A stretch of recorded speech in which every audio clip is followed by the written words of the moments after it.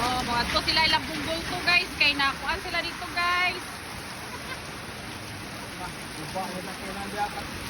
Woo! Atras mi guys.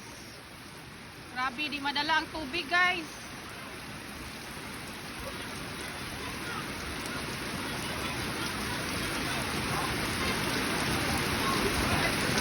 Uy, magpa-rescue to sila ni kung ano, bunggol to.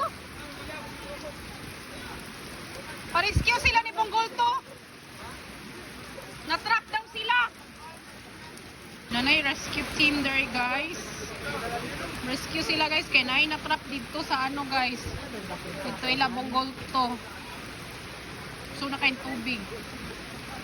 Oh, dili ko sa tubig, dako na kayong tubig guys. Dire gani oh, tanawa gani ninyo. For the first time nagabot dire ang tubig guys, oh. Dire nagabot. Dili ni siya gaabot dire ang tubig, karon lang gyud gaabot siya dire.